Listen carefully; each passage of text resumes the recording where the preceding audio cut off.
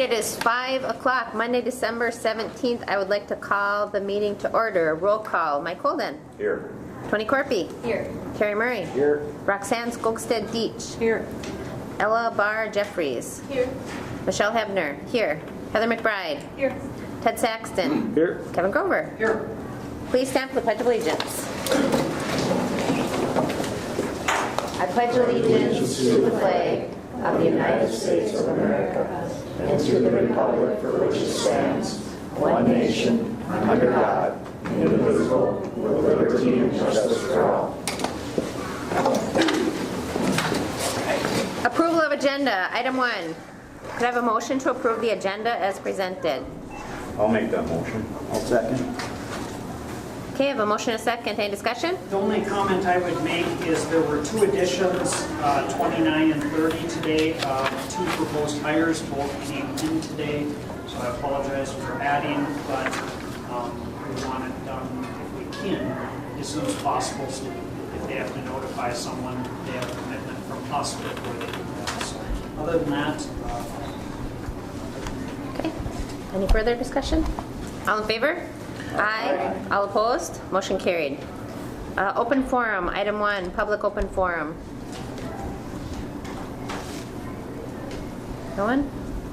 Item 2, presentation of the Elks December Students of the Month.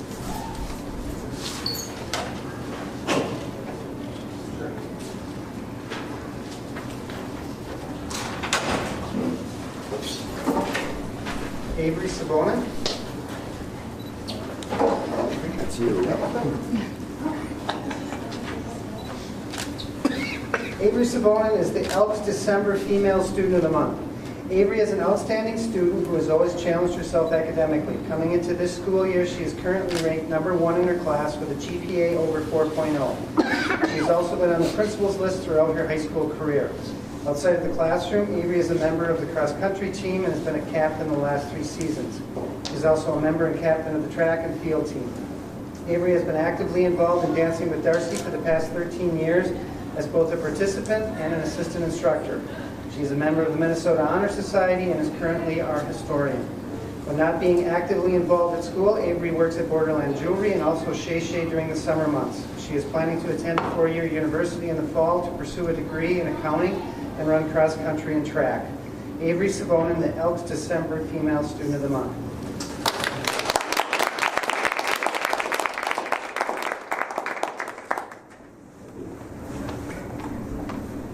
Cole.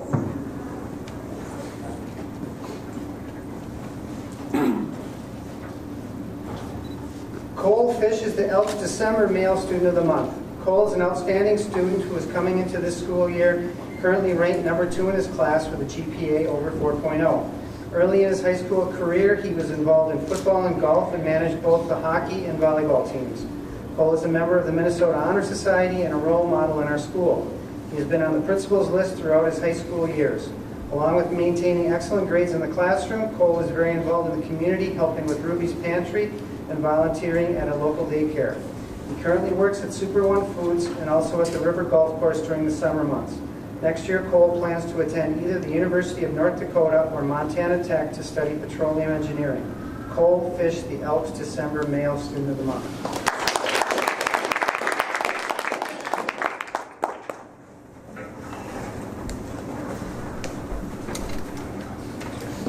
Item 3, MHS students.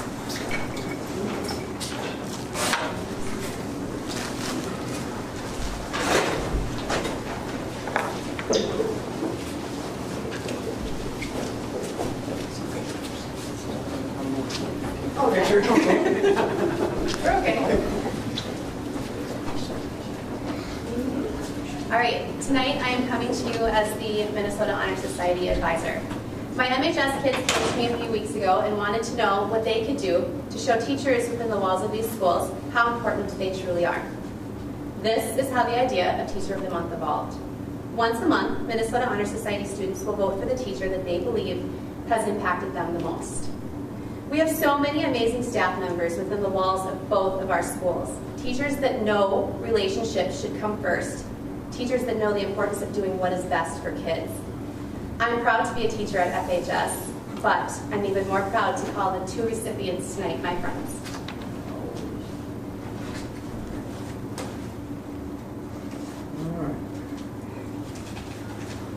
I'm sorry, I should introduce you.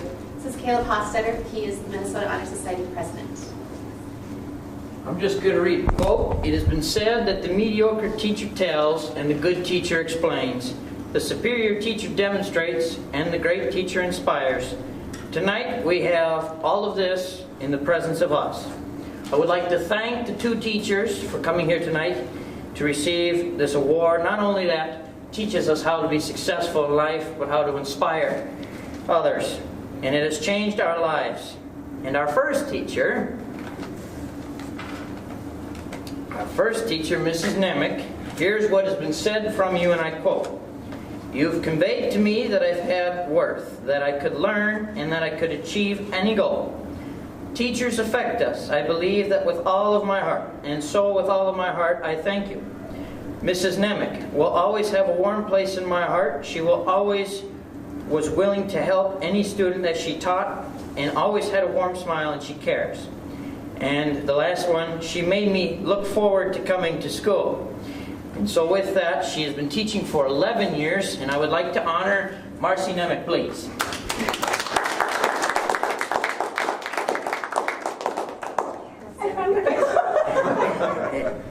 All right, we need a picture. That's my mom. All right. Are we getting a picture? No, here I Oh. They- Down here. Keep the video, right. All right, there you are. All right. Our second teacher is an English teacher who's been here for 7 years, and that is Mrs. Hammers. And here's what has been said about you. "She is easy to relate to, and she is very, very nice. She is always helping and encouraging even when I'm not. And I feel better about myself after I have left her room. She is caring, and for me personal, she is a great teacher, and she teaches how to be, how us need to be successful. So with that, ladies and gentlemen, Mrs. Hammers.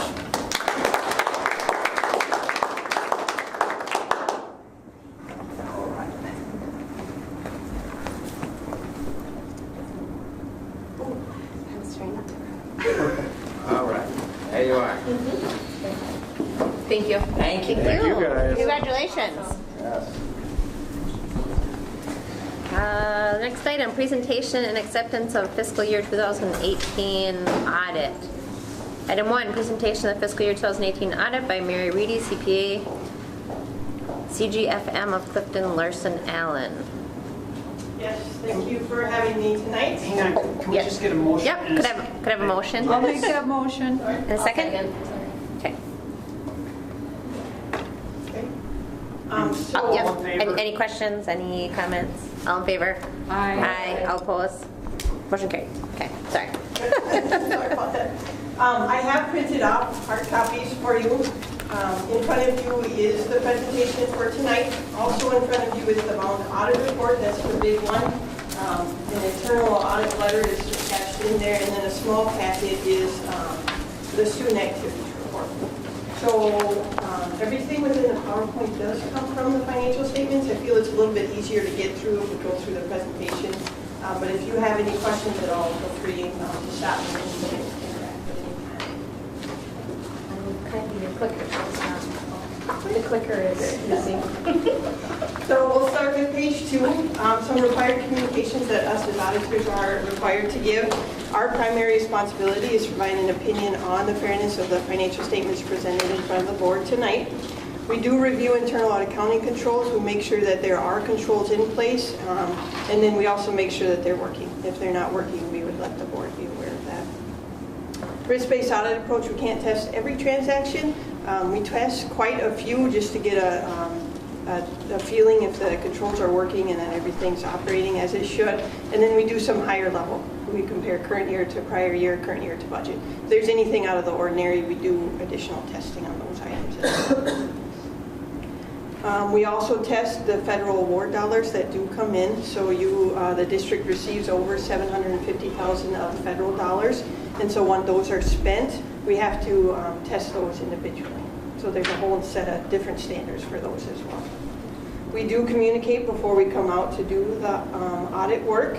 Significant accounting policies are outlined in Note 1, and there was a new standard issued this year. Surprise, I know that shocks everybody. It is statement number 75. So that has to do with your OPEB, other post-employment benefits. The past standards, 45, have let the district amortize that in over 30 years. It has to be 75, requires it to be put on the books immediately. So that full liability is on the books now. So if you were to compare current year to prior year, you would notice that that had a big fluctuation in it this year. And we did restate the balance from prior year. But it only affects government-wide. So it doesn't affect general fund, food service, community service, anything like that. It's just your government-wide statements. Okay. So page 3, within the bound financial statements, there are accounting judgments and estimates. We work with management to go ahead and set those up. Special education aid from state of Minnesota, basically anything from the state of Minnesota is an estimate. They don't finish things up till this next coming year. The useful lives of capital assets, we hit on that before. The other post-employment benefits that I talked about, that's from the actuary, that is truly an estimate. And then your net pension liability and related deferred inflows and outflows, that's your para and TRA liability. That is truly an estimate that gets updated every year as well. There have been no disagreements with management. Page 4, difficulties encountering performing the audit, there were none. New capital projects fund this year, there's no issues there. More just getting the correct information and getting it properly recorded. There were no corrected or uncorrected misstatements, so as you're getting financial information throughout the year, you're able to use that. We don't come in and make all these adjustments at the end of the year. So it's reliable and dependable for the board to use. And that's pretty good, to be able to do that. So page 5, the summary of audit results. The financial statements, we issued an unmodified or clean opinion. So that's the highest level of assurance that us as auditors can give. It says 2 material weaknesses. Those are over the actual financial statements. So we come in and prepare the financial statements presented in front of the board today. Stacy does review those in detail. We just wouldn't expect her to prepare them. We do it all day, every day. Lack of segregation in duties, just not quite enough separation within the accounting department. So we do have to make the board be aware of that. So as you're reviewing the financial information, ask those questions, review in detail, things like that. That helps mitigate that chance of fraud. And then the last one is inadequate controls over student activity fund receipts.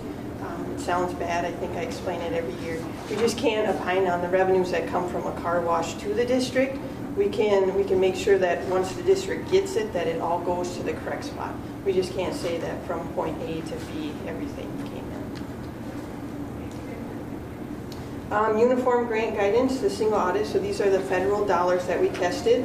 Unmodified or a clean opinion. We tested child nutrition in Title I. And just one finding there, the procurement finding. 4 of the 5 vendors did not have more than 1 quote. So new this year was procurement. The federal government is coming in a lot harder on those standards. And even for small purchase items now, it's required to get a quote. And then also required that they want you to separate out your buying. So you can't buy everything from, say, Office Max. You would have to go and try and get from everybody.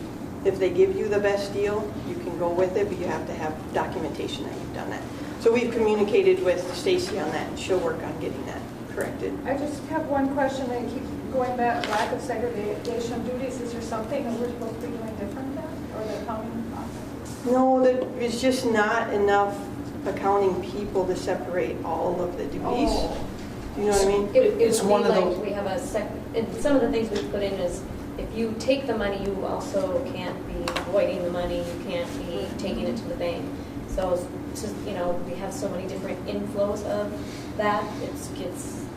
We don't have enough staff to separate.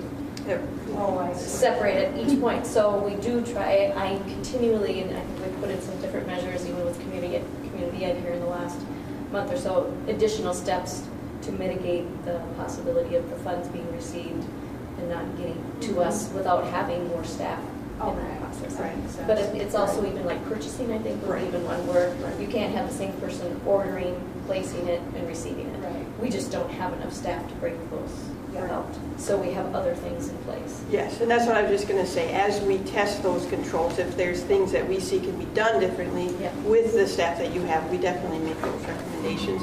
But I don't think that you can get out of this finding. Right, Yeah. okay. Perfect. Minnesota compliance, so we go in and test about a 25-page checklist to make sure that the district is in compliance. And we had one finding that the contracts over 100,000 require performance and payment bond, and I think that will be corrected going forward. I think it was just an oversight, and then with your capital projects and everything that was going on, that just wasn't received this year. And I think we will also see Well, that again next year. I was just going to say that the prime example, if you remember, and I'm going to use the parking lot, is the one that we're going to get hit next year, or I shouldn't say parking lot, the playground. We had contracted with Bowman's. All of a sudden, they fell through. We grabbed that other company in town. We didn't get a performance bond on it. Legally, we should have. So right off the bat, you're going to see that again next year. You know, we had a price and it was in the ballpark, and it worked, but we should have gotten that guarantee bond, make sure the project's completed, and we're satisfied, you know, and so. It just protects the Going district. forward, yes, we will do a better job, but we are going to see it one more time before we're technically taken care of. Okay, so, sorry, that will be. Yeah. Student activities, Minnesota compliance, they have a whole separate checklist as well. Again, the disbursements were not allowable. I think only one of the 25 this year, but I know management continues to communicate and work with these individuals trying to get it all cleaned up. Page 6, we'll get into some of the financial information. So this is general fund, and it goes back to 2013 all the way to 2018. So I had about 13.6 million of revenues. That was about 35,000 over budget. 13.4 million of expenditures, and that was about 406,000 under budget. If you look down a couple more lines, other financing sources of 35,000, that was your capital lease this year. So your net change in fund balance was a positive 245,000, and you actually budgeted for a loss of 231,000. So the district did come in good in the general fund. If you keep going down, you can see the fund balances, unassigned fund balance at almost 3.2 million. That went up from last year.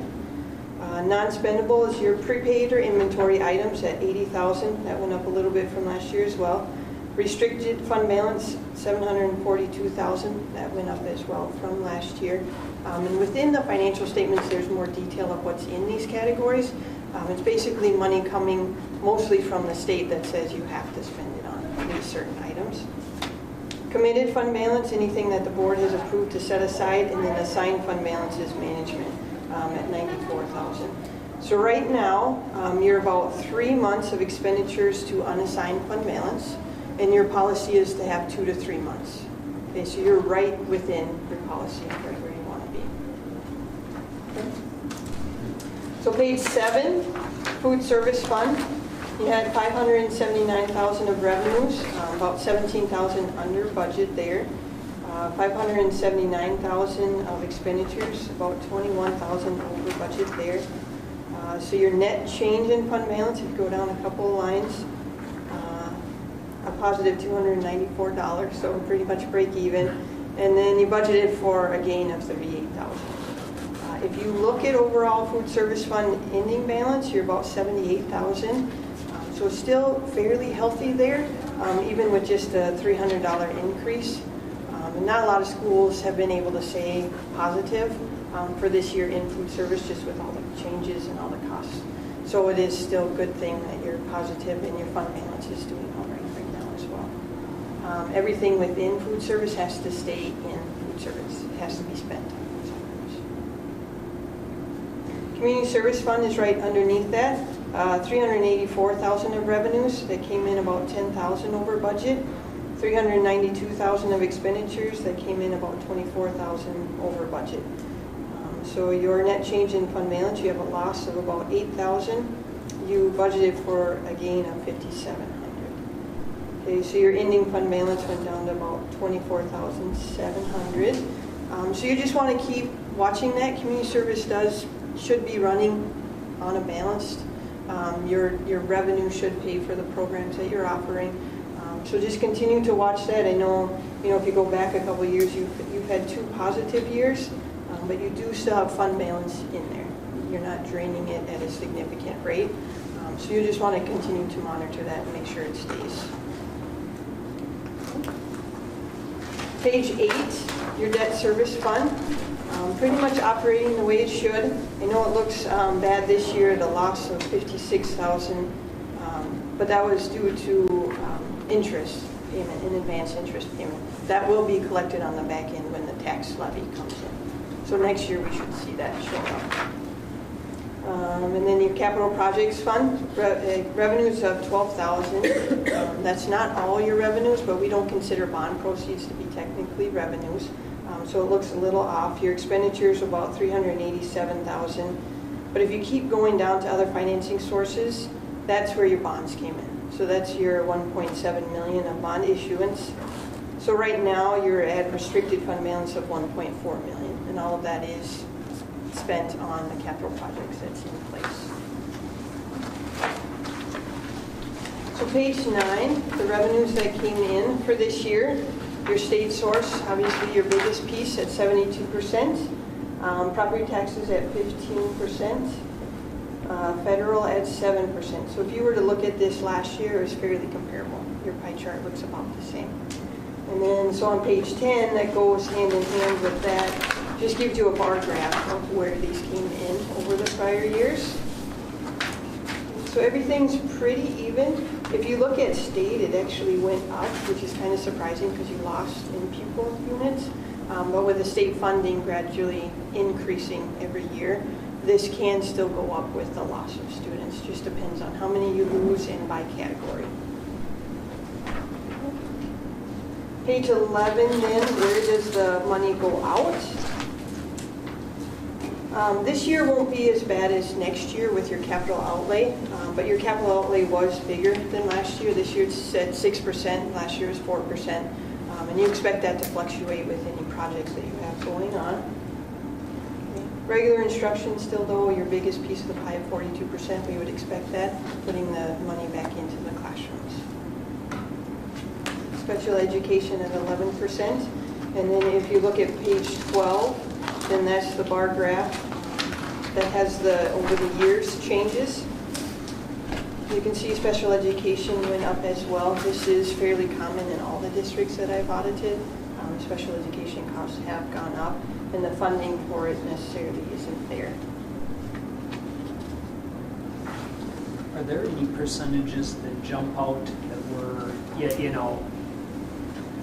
one side lower, the other side high? And I don't mean to put you on the spot, but I mean, regular instruction, of course, it depends on how each district codes everything in. Right. But do things seem, or is that an unfair question? No, this is what I normally see. So usually I take regular instruction and then like your instructional support and your vocational and your special ed to say, okay, what do you put back in the classroom? And all of those combined should be about 55 to 60%. So you're going to be right in that area.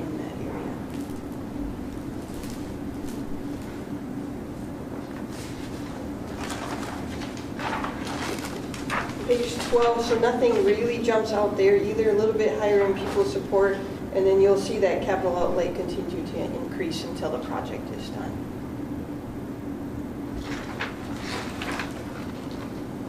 So page 13 shows the average daily memberships, and this goes back, the graph, goes 13, and then your numbers go to 14.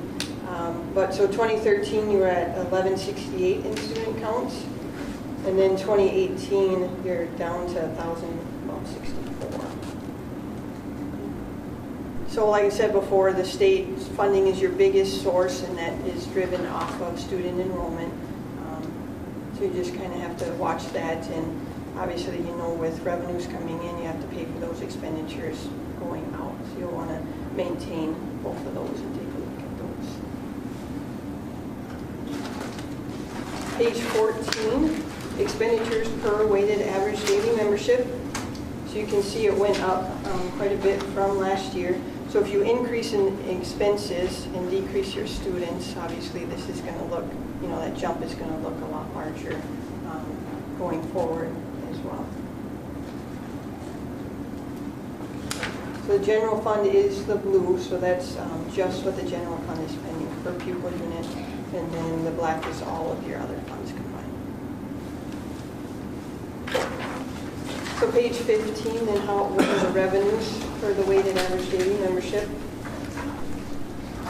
You can see levy went up a little bit, your state revenue went up per pupil, which we would expect, and then your total overall.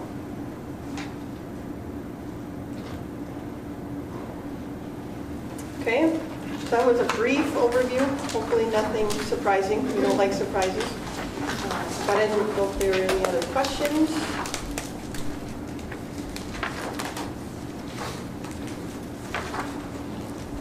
Okay, and I'm always available for anybody at any time during the year. I know Stacy communicates with us quite regularly. So if anything does come up, feel free to let us know. Okay? Thank you. Thank you. Thank you. Okay, item 2, approve the fiscal year 2018 ISD 361 financial statement report and ISD 361 student activity financial statement report. Could I get a motion? I'll make that motion. I'll second it. Okay, I have a motion and a second. Any further discussion? The only thing I guess I would throw in as Mary's walking out is, first of all, thank you very much for you and your staff. Thank you. We appreciate the help, and the same with Stacy in the business program for those, let me say 6 weeks. It is a lot, but thank you very much. So makes it go smooth when you have Annie willing to work with you. So it's good. She's got to drive by St. Paul also. So thank you. Yeah. Thank you for Thank having you. us. Thank you. So the only other thing I was going to just mention, because realistically, I mean, there is a deeper look that we should look at, and not that we have to necessarily, but we can take as we get down the road into our budget work sessions and stuff, and I just pulled this out, and explain for the most part more some of the differences. I mean, unless someone has specific questions right now. I mean, there are things that. Couple things. I mean, we did have one booking of roughly 100,000 that got double booked. There was a mistake, which is a minor piece. In the big picture, I guess I'm very pleased with the audit. Obviously, there's some things that I think we can work on. There's some things we should try and be proactive a little more, because again, we're in that ball game. But on the other hand, when we have things, whether it's classroom, whether it's facilities, whether it's whatever, we want to be careful, but on the other hand, we're not in a bad place right now. So anyway, I just wanted to mention that as we move into the new year here, it is going to be again time to start looking at planning for the next year, so to speak. And I guess I would throw out setting, and not tonight, but begin the work session or very soon, in January. Let's pick some dates down the road as we start going and working on the new budget. To look, and Jen's not here as well, but with a new board member, that it's a new process as well. So I'm happy, I guess, comfortable with where we are. Like say a couple things that we'll try to do, a little better, but in the big picture, percentage-wise. It's better than my first December meeting when I was like, oh, by the way, we don't have an arena anymore because it's about to collapse. So we're doing a little better than that. So that's, yeah. Kevin, I would also like to say that I've always been impressed with Stacy's work. I think you're doing a great job. It just looks really neat. Yeah, I saw it was $15 million and they found like $6 unaccounted for, so I think that was pretty good. Well, in a few of the things, and just so you understand, like the one, and I already changed the page, the one finding disbursements were not allowed in student activity. Unless we 100% take over, and I'm just using prom as an example, it's one a receipt doesn't come in sometime. And unless, it's easy when it's our employee to say, you're not getting reimbursed for your meal because you don't have your receipt, and we have done that. But now when the prom committee comes and they have a receipt for, $52, or don't have a receipt, or it's a tough place to say, sorry, it's really, in a sense, not our money. It's money they've raised, but we're responsible, and that's where those come from. They've done a good job of trying to tighten it in, but you know, you gotta keep in mind, we're working with volunteers and, yeah, I mean, you'd like to, but these are also parents and business people and stuff that are doing this out of, so, no, I'm happy. I mean, on the one side, you'd like to say, yeah, I don't want that on there next year, we're not accepting it, but you gotta be careful what foot you cut off in the process too. So, All right, any further discussion? All in favor? Aye. All opposed? Motion carried. Consent agenda items. Item 1, approve past meeting minutes for the regular school board meeting of November 19th, 2018. Item 2, approve current accounts payable due in the amount of $849.86.05. Approve payroll in the amount of $385,488.19 for pay periods November 23rd and December 7th. Item 4, second reading of School Board Policy 530, immunization requirements. Item 5, second reading of School Board Policy 602, organization of school calendar and school day. Item 6, second reading of School Board Policy 611, homeschooling. Item 7, second reading of School Board Policy 707, transportation of public school students. Item 8, second reading of School Board Policy 708, transportation of non-public school students. Item 9, second reading of School Board Policy 709, student transportation safety policy. Item 10, approve resignation of Dan Sweeney as custodian fireman effective immediately. Item 11, first reading of School Board Policy 506, student discipline. Item 12, first reading of School Board Policy 211, criminal or civil action against school district. Item 13, first reading of School Board Policy 722, public data requests. Item 14, approve 2018 World's Best Workforce Review. Item 15, approve 2018-2019 World's Best Workforce Plan. Item 16, approve PSEO contract with St. Paul Community and Technical College for the 2018-2019 school year. Item 17, accept resignation of Bill Valentine, regular route bus driver, effective 12/7/2018. Item 18, first reading of School Board Policy 404, employment background checks. Item 19, first reading of School Board Policy 406, public and private personnel data. Item 20, first reading of School Board Policy 414 form, maltreatment reporting form. Item 21, first reading of School Board Policy 418, drug-free workplace / drug-free school. Item 22, first reading of School Board Policy 423, employee-student relationships. Item 23, first reading of School Board Policy 424, license status. Item 24, first reading of School Board Policy 427, workload limits for certain special ed teachers. Item 25, approve purchase of lighting and fixtures for main Bronco Arena area with cost not to exceed $24,860, approximate rebate of $8,800.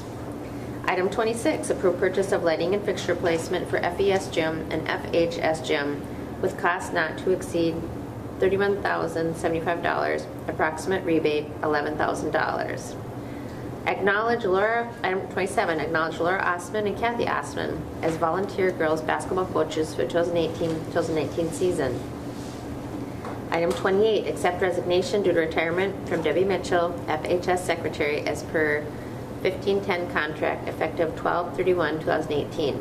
Item 29, approve hire of Matthew Hartzler as chief fireman effective January 14, 2019, with starting hourly rate of $21.46.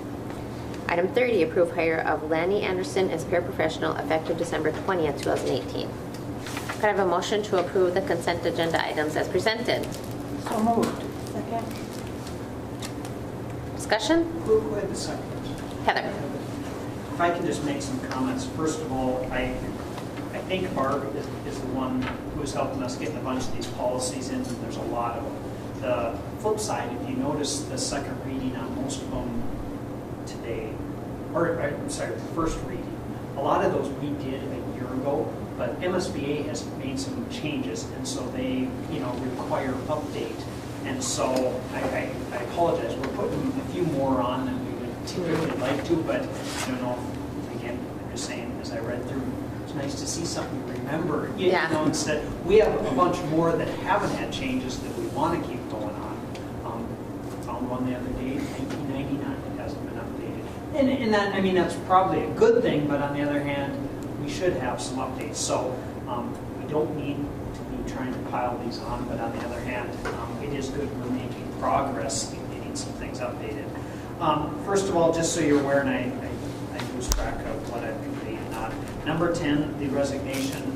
This person, which again was a good hire a month ago, had applied for a city job and ended up getting that, and I don't hold any grudges and wish him the best, but that is the reasoning there. So as you see down at, like I said, in number 29, we did repost and we did get, I think, another good candidate, a person that has been locally working, I think, since 2007 with, I think, the current employers with a couple people, has the license we need. Tom and a couple other people interviewed him today. Happy with how things came out, recommended him. He has accepted. So we want to get it on. Again, I advised him, as I do others, until the board hires you, don't quit your job right now. And the same with Missy, took care of number 30 is a replacement. You accepted a while back retirement of Lynn Peterson. That is the replacement for Lynn. So again, don't know her situation, but that's why we threw those two on there. Where did I want to go here? 25 and 26. Let's start with 25, the arena lighting. Minnesota Power has been here a couple times. They did actually a study of the arena, the gymnasiums, a light study. And again, not saying it's horrible, not saying it's good, but they have, it's actually a rebate of $300 per light. And, of course, Minnesota Power isn't selling lights. We don't purchase anything through them. I don't know, Mike can maybe explain better. I don't understand how power companies want to put incentives out trying to get you to use less power. But anyway, they have highly recommended that those are three big, I'm going to say, energy consumption areas when they're in use. They have put like dimmers in the gym here, which is helping some things we do. So that's not running when it doesn't need to. It shuts down occasionally during the day, which is a good thing. But they have this larger than normal rebate. They've had it for this year for these high canister type lights. Of course, they've recommended we replace them, and we'll get there, type deal. Well, this Tanuj, I think it's Nelson, the person that has been working with Tom, came by and said, this is going away. It's not going to be there next year. Of course, Eric Kander told us that a while back too, and then something will be there. That's my theory. We'll get to it. He said for some reason he honestly doesn't think it is. Now, that 8,000 or 9,000 is not him, so really it's 16,000. The payback, this is according to his numbers at our base rate, is about 7 years in the arena. But he said realistically, you're not paying, because we use a lot of electricity, we're paying much higher than the base rate. There's different levels. So realistically, he said probably it's about a 5-year payback on the amount we use in the arena. So they highly recommend it. So that is why the same with the both gyms. Again, this one's used maybe more than the other, but I think it's only fair to do both. I mean, the elementary gym is used a lot, not only during the day, but for practices and stuff. So, I mean, that one will come down from like 31 to roughly 10. And theoretically, it's a shell game. For the most part, the arena, we got a rebate of just over 10 grand from the project that we've done. Again, it's because the new system should be less or more efficient. So in essence, in the arena, we're kind of putting that money into another. So it is our recommendation to do both of them. The reason we put this in is we have to go out to vendors, get more than one, get some estimates, and be able to order them. Tom had a number originally, a rough estimate when they were looking earlier, so that's what we'll use for this number not to exceed. We might get it for 22,000. Now there is labor in it, but it shouldn't be a large number because they're really a plug-and-play light. The lights that are in at least the gym and the arena have a cord. They go up, they plug in, so they'll take them down, unplug, take it down. The new lights are the same way. They'll take that cord off, which we'll have to have an electrician put it on. Our guys can hang them right back up in the same place. So we're not looking at really, redesigning or whatever. So again, it's not something we had say, front and foremost on our facility plan, but I think, assuming something doesn't come back, and I guess I'm a little bit trusting, Minnesota Power for some reason is moving on to different, I don't know if a lot of people have replaced them now. I don't know, and maybe it will come back, 6 months, a year, 2 years, I don't know, but to save a third and have 5 years to me is a short payback, assuming it's ballpark. The new LEDs, they guarantee them 10 years, whatever that guarantee is worth, I don't know, but, so we're throwing it out there, we think it's a smart, obviously it will help the facility as well, people will notice a difference, just like this hallway upstairs, Be a lot brighter, notice the difference. using less kilowatts. Correct. So I think that's, What about the lights in the pool? I think those aren't the same kind though. they're not the same kind, and the issue that we got to, they haven't done a study, and they're going to come do it, but the pool is different because the pool actually is drawn, like where the arena, this isn't real reflective over here, but it gives off, they said the pool actually absorbs light, and so they do need to come in and do a better study. It's one that's going to have to get done too. I mean, and I guess I'm not a swimmer, I don't know how much light, truly affects the, but it was actually one of the questions about the lights inside the pool as well, because they seem to burn out quite a bit, whether they have something, and Tanuz was going to look into that after our meeting the other day. He wasn't overly familiar with what type of bulb, I'm guessing there's some LEDs that can go, they're in that enclosed capsule and stuff, but. Those ones are probably halogen right now. Or some, but anyway, it seems, well, and diving pool, again, I don't know how bright you want it or don't want it, in there or even around. It's something we need a little more info, but I would say it will be somewhere we'll move to do. The other piece too, it's going to be a little trickier to get all of those, figure out. These we can move, and I'm not going to say it's going to be done in 2 weeks, but, they can start replacing pretty easy. We just need the lift and people not in there. The same with the arena. Pool's going to take, either draining or probably putting a big plank over somehow and get the lift, in the right places. Not quite as easy. Or a telescopic type lift of some sort, I think. Yeah. How about the weight room? I know that's just regular lights in there, but is that on our list somewhere? Well, my guess, the weight room, like we do everything on floor one. Next up, and I guess I don't know if the weight room has had the ceiling. I can't answer that right now. No, it needs new tiles and new lights in there. Would be something that will be probably looked at and included, because we should, when we get done now, for the most part, other than a closet or something, I think all of the first floor should be okay. So with this calendar reading, does that mean we can start printing it again next year? Calendar. No, that's a whole nother question. That's just the setting, it's the timeline of setting the calendar and when, and the process. We're more than, and several people had comments. I'm open to revisiting, the calendar issue. There's some that have adapted, some that have not. There's actually even, and again, I'm throwing it out there, there's one booster club that's interested in putting. That's what I was going to say. Why isn't it? That's a better option, I think. Well, no, but it still requires, and I'm just throwing it out there, majority of that info comes from your staff, and when there's issues, and I'm just throwing it out there, whether it's misprinted stuff or things left off, it's going to come back to us one way or another. It's just a matter of, you want to put the resource and energy into, and again, I'll be the first to admit, I'm used to having one, and It's just hard going off of 3, having to pull up 3 every time you want to see what's going on. Well, it depends.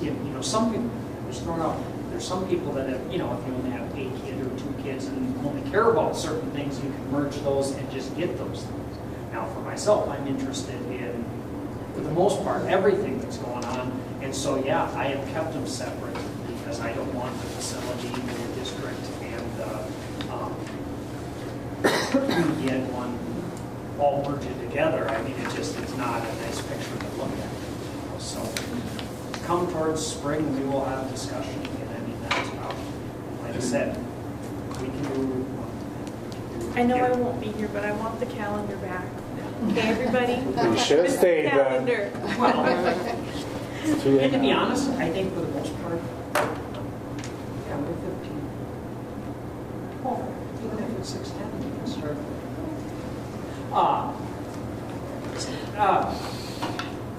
Even it wasn't a money issue. You know, like I said, we had the sponsors that for the most part paid for the print. You know, our time was a different story, and I'm going to say for the most part, because the kids, they're the one who put the mass together. We paid the printing, you know, type or the compilation effort, and then the advertising paid the printing. So we can revisit as time goes. Okay. Kevin, regarding, let's see, the workload of special ed teachers, I just want to say, anybody who's been a special ed teacher, and I know that policy doesn't really address the paperwork stuff really, but anything that anybody could do in terms of being understanding the amount of paperwork that you have students going to college to become special ed teachers and learn how to teach these kids, and they come back into their jobs and they become nothing but a lot of paper pushing and problem solving, and they don't get enough time to really do the teaching part of it.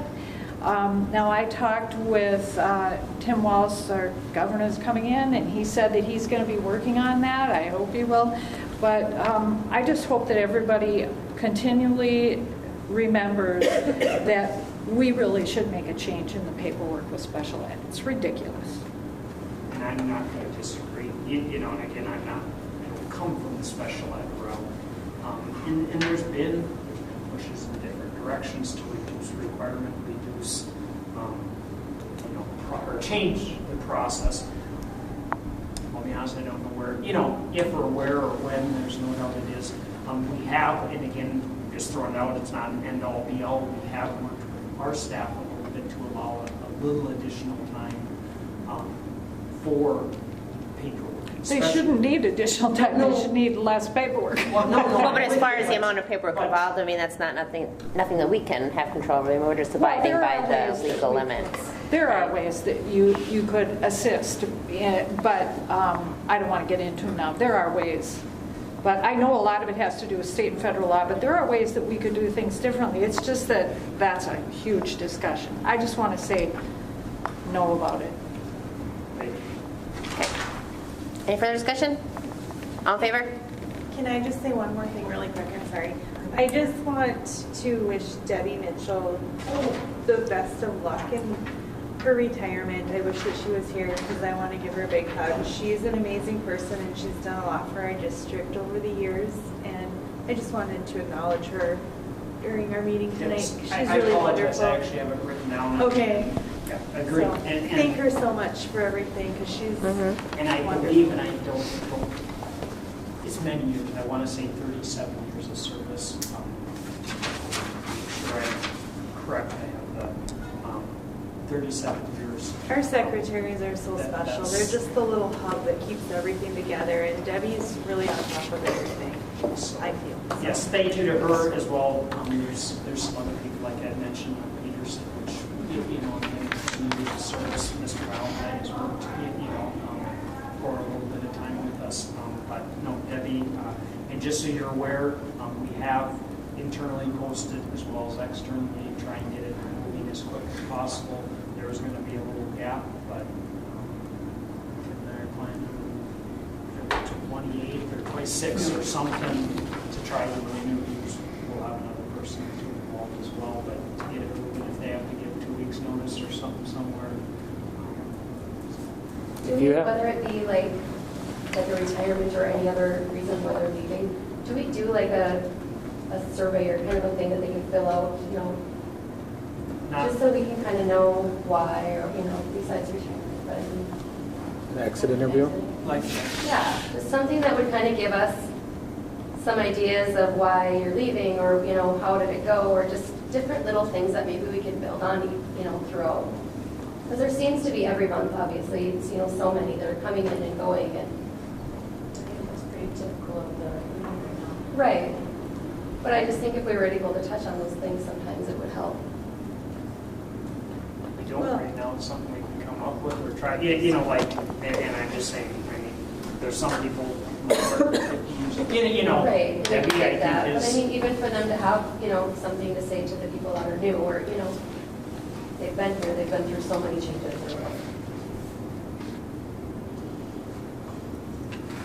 You might not want to read it. And I think we need to, whether we want to or not. You want the I just think bad, some of too. it needs to be, you know. Well, and in this situation, I mean, you know, Debbie's leaving so she can spend time with her father. Right. There's different reasons people leave. It's not always because they want to move on to a better job.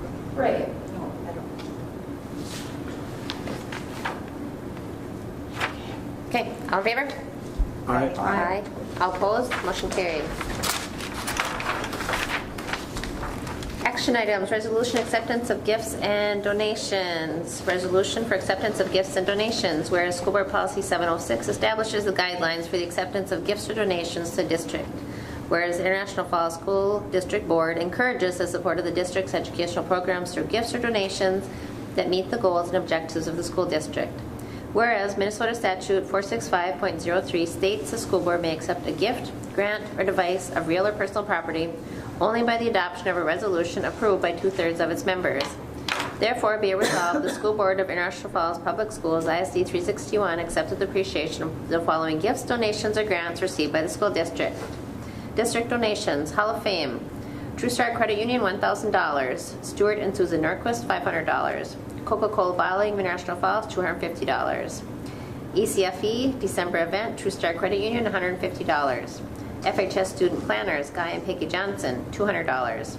Bronco Arena Scoreboard Sponsors, County Market, $1,000. Falls Lumber Company, $500. Shannon's Incorporated, $500. PCA Mill of International Falls donated to FHS 2019 Prom, $1,000. FHS Band, $1,000. Pie Outdoor Table, $1,000. Could I get a motion to accept the gifts and donation as presented? I'll make that motion. I'll second it. Okay, I have a motion and a second. All in favor? Aye. Aye. All opposed? Resolution declared adopted. Item 2, remove School Board Policy 4206 at-will employees from the School Board Policy list. Could I have a motion? I'll make that motion. I'll second it. Okay, I have a motion and a second. Discussion? just to give you a little background, this at-will policy has been in our policy, and legal advice is it doesn't need to be a policy. For instance, when you chose to add the assistant, or the tech assistant, that falls under the at-will policy. Technically, we didn't have a tech assistant. And so the recommendation is and that's what is number 3 here, is to take it out of the policy and actually put it in as, you know, your document. You're in charge of it.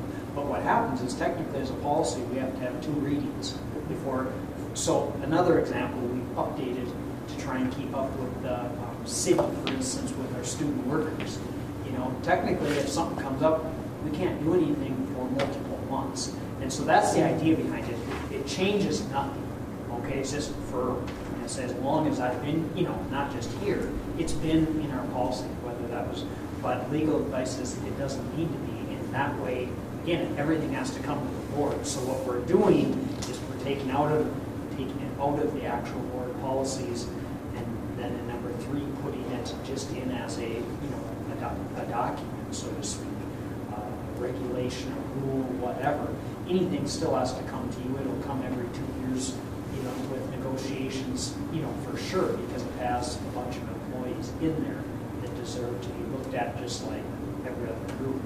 But even then, technically, it takes first reading, second reading, and approval, and it doesn't need to be there. So that's what we're trying to do. And you'll see there's some recommendations for a couple changes, like I say, the student worker, it's mainly where it's at. Even like if there's one we were very close, going to go into the minimum wage requirement, well, laws we got to change anyway. So that's the idea there, just so that if you want to change something at some time, you can actually do it without having multiple reasons. Okay. Any further discussion? All in favor? Aye. Aye. All opposed? Motion carried. Item 3, approve the at-will position employment schedule with increases as noted effective January 1st, 2019 to the hourly wage Schedule A and the addition of technology assistant position to Section D, full-time positions effective June 1st, 2018. Could I have a motion? I'll make that motion. I'll second. Okay, I have a motion and a second. Any further discussion? You can, and again, if you look at the, like say, obviously getting the assistant tech person in there, but just a couple explanations. Like in lifeguard, we had two different rates in there, one for a person that was over 18 and one under. And I can't tell you where that came from, but I guess my point or thinking is if I'm a 16, 17-year-old lifeguard qualified, I did the training, why should that, you're responsible. That's what we're hired. I'm saying you're watching. Why should it matter if I'm 17 and half years old or I'm 18 in a month? And so that's the idea of just saying, you know what, we're putting the trust in them, whether they're 16, 17, 18, 19. To me, it should be the same rate. And that's there were two different places where student workers were in help for whether they were 18 or 16. I mean, you don't have to, but that's the justification or the thought on it is they're in control. They got the key to the pool, for instance, and and trying to keep up with the going rate, so to speak. Same with the summer worker. The city, I think, is 10 and 1050, so we went with the 1050, trying to, unless we want a graduated scale, and a lot of times. And whether they raise theirs before next summer or not, who knows? That was last year's. So. Okay, any further discussion? All in favor? Aye. All opposed? Motion carried. Item 4, set school board organizational meeting for January 7th, 2019 at 5 p.m. in the FHS cafeteria. Could I have a motion? I'll make that motion. I'll second. Okay, I have a motion and a second. Any discussion? All in favor? Aye. All opposed? Motion carried. Item 5, receive the mid-year superintendent evaluation form for Mr. Kevin Grover, superintendent. Could I get a motion? I'll make. I'll second. I have a motion and a second. Discussion? All I can say is I provide you with the document. What we should decide is where you want comments to go. Obviously, they don't go to me, they need to go. Probably in Michelle or Tina. And we should probably set a timeline so that people can put comments. I put some things in there just as documentation. But we should probably pick a date. We can send reminders of, but give them, they can be anonymous or whatever, blank envelope, put review or mid-year review on them or whatever. And someone tell me what an acceptable time. It'll come back to next month. We'll get it put together. Michelle will put it together. And then wasn't there a drop-off with the secretary or something? But that's what I'm getting. However you want to do it, you can bring it into Michelle Hopkins in the business office. You could have it in a blank envelope and put, review on it and give it to one of the secretaries. However you want to get it. I see. It just depends on how anonymous you want to be. Yeah. And like I say, or we can give them to Michelle and she can shuffle them up and give them to Barb Johnson to type them. I mean, however you want it done. Can you also just email them so we can type them ourselves? Yeah, I can. I'll email it. That's easier than writing. Yep. And then you can type it and print, or We can send them to you, you can take out. Take all the stuff you don't want. It's like a checks and prefer to balances. stay out of that. All right. So can we pick a date though to say? How about the 14th? January. That's 1 week before our meeting, right? Our meeting By is the- May 1st. That's for when they have to be in by, In, right? yeah. Is that going to give her enough time to get it all? Yeah, that'll be fine. And we'll try and do a reminder. Thank you. Okay, all in favor? Aye. All opposed? Motion carried. Adopt resolution designating polling places for calendar year 2019. And We need a motion on this. yeah, could I get a motion? I'll make the motion. I'll second. Okay, I have a motion and a second, and the resolution is the resolution establishing combined polling places for multiple precincts and designating hours during which the polling places will remain open for voting for school district elections not held on the day of a statewide election. The remainder of the resolution is as printed. And that's a new requirement, just so people are aware, right? Okay, so I have a motion and a second. All in favor? Aye. All opposed? Motion carried. Administrative reports, Melissa Tate. Our numbers are 523, same as they were last month. We just had our Christmas concert on December 7th. We are relay recess coming up when we get back on January 18th. And we start right away with some more training with LSI to bring back to more training. Otherwise, we're just hanging in there, trying to hang on for the next 4 days. It gets a little crazy when the little ones get excited for Christmas coming. What did you say after LSI? We have training. We have a training again with LSI on January 2nd. Okay, Ken Everson? Our enrollment's 562. We're up 3 from last month. Our teachers have been working hard in their classrooms to move from teacher-centered instruction towards student-centered instruction. They're creating anchor charts, and they have been doing that since the beginning of the year to communicate the lesson targets, tasks, and success criteria to help students better understanding what's expected each lesson. And we'll continue to get training on teaming. The teachers have already begun implementing these techniques in their classrooms. Principals are trying to get into class in 5 classrooms each day for brief observations to monitor progress. The enrollment at the ALC is up to 18 students. The students are working very hard and are making good progress on schoolwork and credit recovery. And the staff has done a really great job over there to create a real positive learning environment for the students. So it's been a really good start over there so far. The end of quarter 2 and semester 1 is Friday, January 18th. And on Monday the 21st, we'll have an in-service day, and the students won't have school. And LSI will be providing training, and we're talking about, I think it's team techniques, right? Yeah, I'm trying to do I'm going to pass several things down if you would take How do one. you guys feel about like the LSI? Are you getting a lot of feedback from it? I guess I feel like things are going really well, especially in my building. I feel like things are going really well. I feel like staff are really trying to do some of the new techniques. Some of the training has been a little bit hard, but I think it would just come back together and continue to force some things. But I think that staff are working and slowly implementing some of the things. I hear a lot of teachers talking about, like even some of the anchor charts. They start talking about hearing their kids talk about what they're learning, and so I feel like a lot of them do feel like their kids are taking ownership now. I mean, as we start to learn more, I mean, and we're just really like babies now, so like, but I do feel like it's been a good thing. I think it's positive.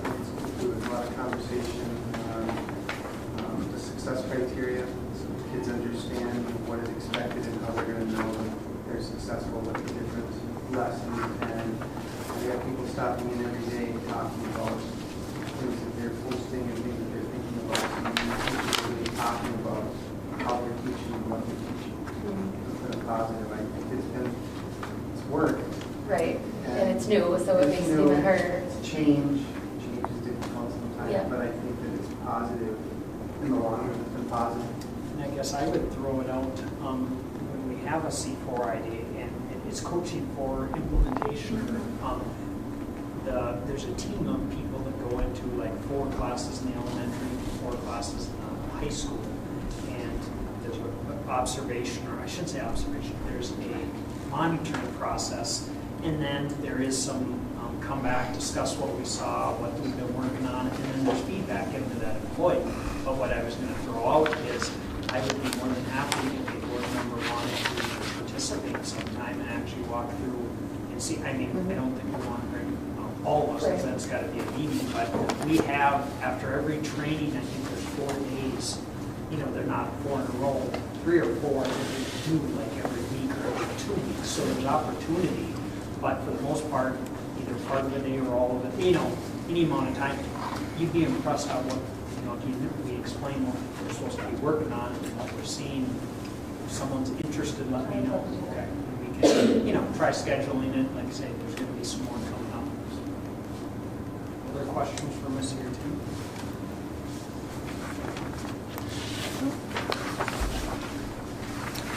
Okay, Kevin. Okay. Well, first of all, Heather, thank you very much. If you would come on up, please. For quick years, first of all, thank you very much personally for the help in working with this group. On behalf of the board, it says Heather McBride, in appreciation for your years of service to the ISD 361 School Board and your dedication to the school district's programs, staff, and students. And that was your 4 years. Thank you so very much. Anyone else have any? Thank you for mentoring me, Heather, when I first started. I really appreciated that. Yeah, I want to say too, it was enjoyable working with Heather, and she matured into a really good school board member and did a lot of good work and stuff. And so. I was emotional getting ready to come here. No, and you We don't want to turned let you go. you did really good, and so it's not an easy position to be in. I'm excited to be done just because of the stress level, but I am going to miss you guys very much. Now you want to say, Okay, I've sent several things down your way. First of all, several people have asked for the generic committee list for our organizational meeting, so I provided everyone with a copy. If anyone has questions, but that will come up, like I say, at January, whatever we set it, 7th meeting. The second two things, or two of the things, are the community ed update. And I am working with Rachel. If this was too late to start, there was a request to, get more of what we make per class, and we're having that conversation. But then she also, I think, provided, is it November or December? It's like, it's the newsletter or whatever that just showing what goes out. Yeah. Winter edition. Oh, is it winter? Okay. So there's a copy of that. The next thing which I'm asking for some direction is these two go together. A student came in, and you can read the little response, asking for a change to our prom policy. Okay, our prom policy is the next thing for either students attending from outside the district, and also there's an age limit of 19. And I told them I don't have a right to change this. This came before the board, I don't know how many years ago. We did open it up to allow students from outside the district to come. They fill out this sheet. Excuse me, have to be in good standing, have to follow our rules. And I guess I really don't know if you want to. It's looking at going from 19 to the age of 20. I don't know. Again, I don't know if you want me. I told him it was probably going to have to be an investigation. And he's not expecting something now, but I told him if you don't put something in, if we decide to look at it, it takes time. I don't know if you want me to inquire with some other high schools, whether you want to, this is what we're sticking with. All I said is I would bring it and get some, direction, whether you want to see more, whether you're happy with the way it is. Read what he wrote. I guess I would like to stick within the age of 19 because technically it's juniors and seniors in high school, and it's high school prom. And to me, 19 is a good cutoff age to be within high school requirements. We opened it up so that people could bring people from other schools or anything like that. But I think once we get out of all right, well, now you're not even high school age, we're opening up a whole new can of worms there, and I think we just need to keep it I completely agree with you. I think 20 is, yeah. I'll tell you like what, you though, said, it's a high school prom. Caden is an amazing kid, though, too, and this is a great letter that he sent, and I agree with the. And it took a lot for him to ask. Yeah. Well, and that it will be like, all of this information is there. It's not like we're putting ourselves into this big bind where we're opening it up to the community. It's one person at this time. Well, yeah, but you can't approve just one person. It's a policy, you have to change the right. policy. I guess I don't agree with changing the policy to 20 years old. It needs to be, it's a high school event. I mean, you wouldn't expect a somebody going to UMD to come here and go to prom. I think that would be a little bit out of the boundaries of what would be considered a high school event. I would be a hypocrite if I said that I agree with you guys. I mean, my husband, he didn't go to prom because of that. I really think 20 is fine. And I wish you would ask what other schools are doing. Why don't we do this? That's fair. Why don't Tim and I, and some of volunteer, we'll reach out to some of the districts around, at least see what their That's a age good way to is. do it. And we will formulate something. The only way to do it is to bring action. You know what I'm saying? And we'll put something, whether it's to remain the same, we'll see what we think and we'll make a recommendation. And then in January, it gets, either agreed and approved, depending on which way we go. But because like I said, I don't have the right to change it. I'm not saying I think it should be changed, but he has the right to at least request something. For me to say no or good. What's your opinion? My opinion is probably 19 is enough. But Okay. if every other district around can't say my opinion, you can't change That's why I think it's good to poll the rest of them. What's your opinion, Kim? I like our policy. Okay, thank you. So anyway, we'll bring something back in January, at least some information and a recommendation. In front of you here is a band uniform. The request has come, these have been up in the closet for quite some time, it's for the marching band. I can't say I've ever seen, other than in some skits and stuff, them actually worn as marching band, whether we ever get a marching band. But the band has requested to possibly try doing something for a fundraiser with them. Even the feeling is if there was a new marching band at some time, they would probably want some updated uniform or whatever. So they have some ideas of either trying to, I don't want to say auction, sell some, someone would like. They also had an idea of like we've allowed some old jerseys to be made into like packs or whatever for parents to buy.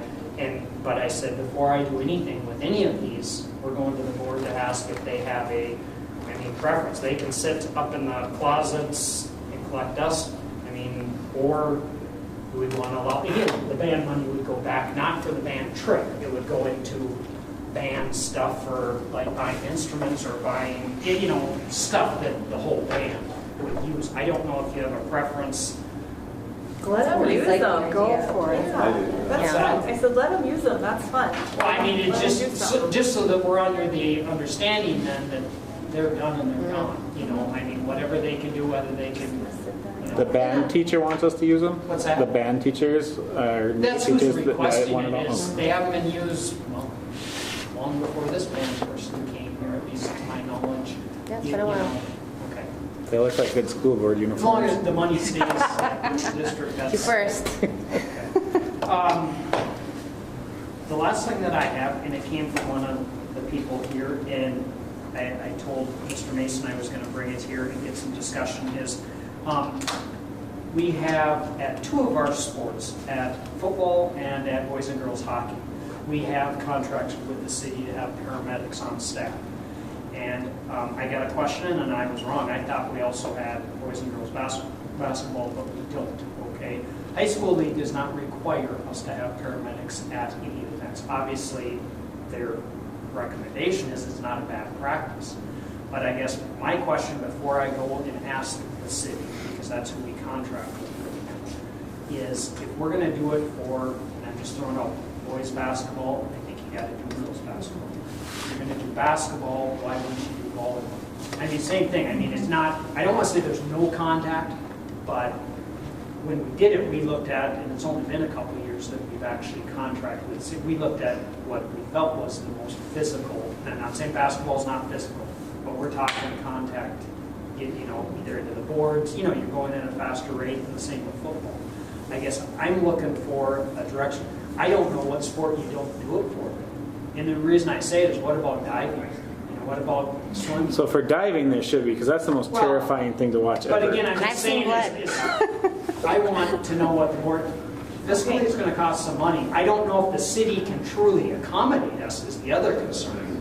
But before I go and ask Adam to really dig into it, we had reached out before to Essentia and Rainy Lake Medical Center. they didn't have staff, they don't have doctors and licensed people enough to cover, at the time, their own shifts. Whether something has changed or not, we can inquire, but I guess I need to know if we, you know. Okay. Yep.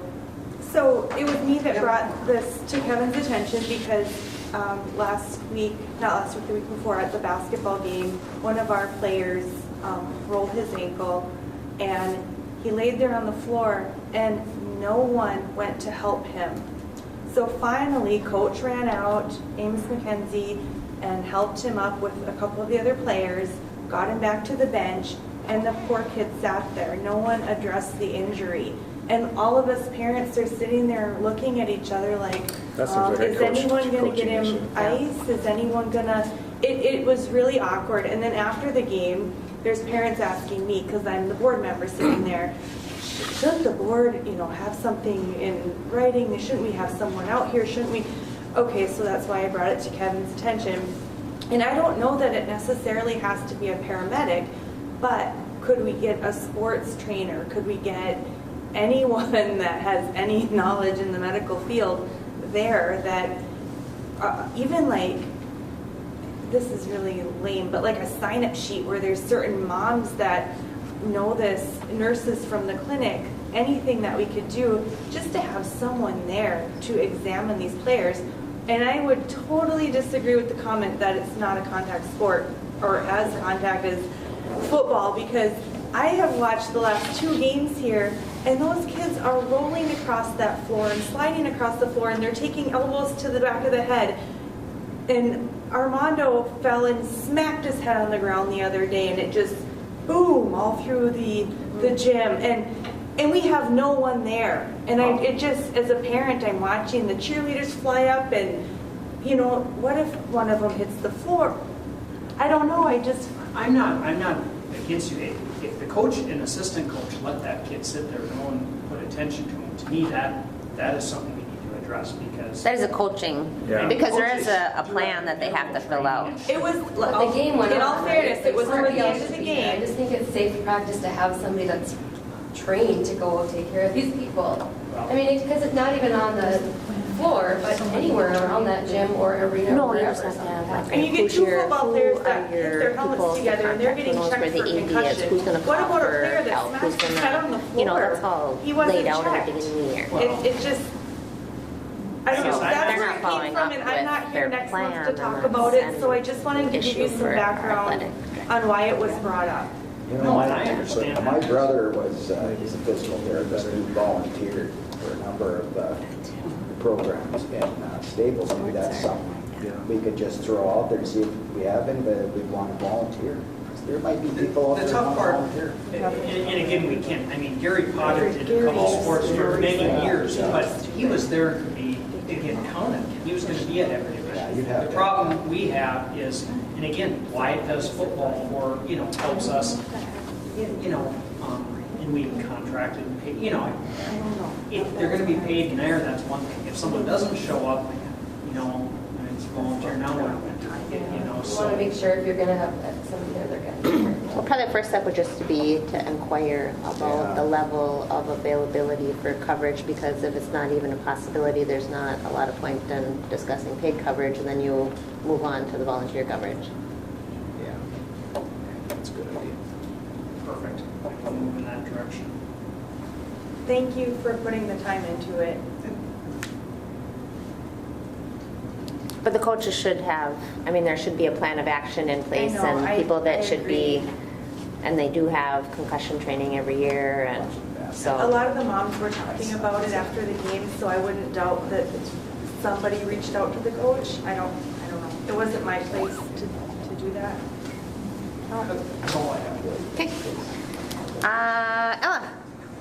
Okay, so first off, we were finally able to host the Northeastern Division meeting at our school, and we had around 105 students come. For fundraising, we have done a parents' night out, we have sold pies, and we are just finishing up basketball concessions. And this year, our state project, a portion of our proceeds go towards Special Olympics, so we're all pretty excited about that. We also went trick-or-treating for the food shelf and gathered 340 pounds of food, more than we've ever raised in previous years. In the future, we are planning on helping with the Elks Christmas meal on the 25th and the community cafe in the near future. Each month, some of our members go to visit residents at the villa, which is very fun for all of us. And we did a blood drive with 19 participants, and the numbers we got back were, with the blood that was donated, we were able to save 54 people. So that was pretty cool. On a different note, several students have voiced that they've been reporting concerns in regards to coaches and faculty with abusive or inappropriate behavior, and they feel their concerns are either being minimized or they're not being taken seriously. So a concern is just like, how could we address these situations, and is there like a formal written complaint to submit to the school board or something along those lines that we could do? I don't think at this time there's a formal written complaint. Usually the first round is to go talk to Mr. Grover or Mr. Mason. I think some of the people that have been reporting these concerns feel we're a little past that point. Well, and I'm guessing the case, the board is aware if it's, and again, I'm not going to publicly talk about, there's a situation with one sport right now. The board has been kept in the loop of everything that the students brought to me, that parents have brought to me, parents have sent the board members thing. We've internally done a sports survey with all sports, not just the one that a complaint started at. We're in the process of going through that with coaches. I guess the board ends up having a right to, review coaches' contracts down the road or not. I mean, the sport, at least this one, is over. It's the one I'm thinking about for this year. And so we will move forward with that. The next step, again, obviously other than bending people's ears, is what the board will do. Like I say, going whether they renew this person and bring it back coaching again or not. Yeah. So I mean, that's where we're at. I mean, they can minimize. I guess I have heard what was said, and it was brought, the board's been kept in the loop. Those parents have met a couple times with myself. They've sent board members information. That's where it's at. And I know it's not only the sports. There have been a couple reports about faculty members that some people are concerned with. So I was just wondering if there was like, if for like a faculty member that wasn't a coach, if there was anything we could do for that, or if it would just go along the same lines. Same thing, and it doesn't matter if it's elementary or high school. It would be to start, I believe in parents and students having a conversation with the teacher to start with. Try addressing their concern. If that doesn't work, the next would be to go to the building principals, address the concern, and then, it might come to me or eventually to the board. That would be the process. I mean, they can put something in writing at any time and submit it to any one of us, but I guess I think that, following that process is important because, investigation is going to happen.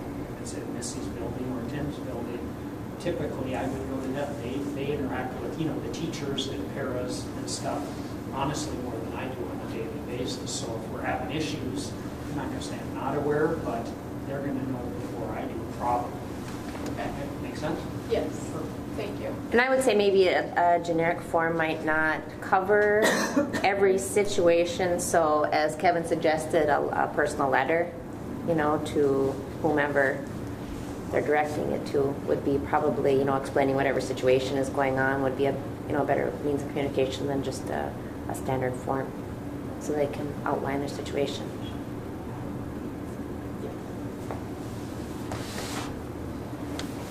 Anything else? No. What is it? Okay. Any other committee reports? I have something. I am on a child care committee for Cooch County, and we've teamed with the state committee on child care. It's a 2-year process, and what they found is for our county, there are over 300 kids who are not in daycare. And we don't get all the real details. I mean, we can't get all the specifics of why each kid isn't in daycare, but what we do know is it takes a lot of parents out of the workforce if they can't find daycare, and sometimes it's because of shift work, sometimes it's because of having minimum wage jobs, and so they can't afford childcare. And so we're in, the beginning stages of the process where we gather information to try to find out exactly the details of our county. And so what I would like to ask is if I could give Kevin maybe a survey monkey for parents and for teachers as parents to gather some information if they're willing to do that. I have no issue putting it out. You all know what, you get the everyone listserv. I don't know why paras, teachers, unless that's not appropriate. I mean, I can push it that is out. appropriate. Getting it out to parents is going to be a tough, I don't have, Well, we have a Facebook one Rox, too. is that the one that's being shared right now already? Yeah. Because I went to take it, but it looked like it was more of like if you have children under 5. So I was like, well, what am I, and as a past child care provider, I didn't feel like I could answer any of those questions to help it. Right. Well, a lot of the information is kids under 5 because of, that once they get in school. That's the target age for it, right? And that's what the numbers, the over 300 are those kids that are 5 and under. Is that what you're talking about when children aren't getting childcare under 5, 300? Yeah, the majority of them are under 5, and it's over 300 kids that don't get child care. They don't get child care. And we don't know why, but we know that they're not in child care, that don't have any child care. But And they so may we're not trying to need it. analyze Right, that. not need it, right. They may not even need it, but Right, you're saying parents it's- may not want it, but there's still a group of them that parents want to go to work and they just can't get Yeah. child care. So I'll just give that to you, Kevin. Thank you. Any other committee reports? So for the rec committee, we, 2 of the board member at-large positions are up, and we put it in the journal to get a couple more people to apply. I don't know how many that did. We'll vote on it on Thursday, but hopefully we had a decent turnout. And I think at least one of them was interested in staying on too. So. But other than that, it was just normal stuff. Tony and I attended the community ed meeting, and I felt like it was a really good meeting. We accomplished a lot. We discussed, Rachel said that something that's been a problem lately is people are calling and canceling the day of the activity that she's putting on, and they haven't paid yet. They'll say, put my name down, but they haven't paid. So she's already purchased the supplies for that class, and now she's owed that money. So this is something she wants to start keeping track of, and we told her from now on, what we recommend is you're only on the list when you pay. And that way she can, if somebody cancels and she's already purchased the supplies, they only get half of their money back. Unless it's a true emergency or something. I mean, there might be an exception, but she's just stuck with a lot of supplies, and we need to find a way to make up that money. So we're going to work on that. I'm going to stay on the community ed board. I'm excited about that. And I don't know if any of you saw, I posted the other day on Facebook looking for majorettes. I would like to help Raya Bergstrom with the baton twirlers the next time she offers the class. And I want to get a group of majorettes and practice with the band and march in the parade. So they need I'm so excited. And we're not wearing that. But you could. I'm going to work on that. So it'll be fun. That's all. Thank you. Any other committee reports? I'm just going to say my thank you now because we ran out of time earlier. Thank you for being on the school board. I know it's had its ups and downs over the years, and you made it. You did a good job. You made a difference with our students and at our school. So We want to get a picture before we leave. So thank you guys. I love that I could always contact any one of you with questions, and I'm really proud of what we do, and I'm excited to see what you guys work on in the future. So thanks for your help with everything. Thank you. All right. Motion to adjourn at 6:30. So moved. I'm seconding. Second? Boy, that was Okay. quick.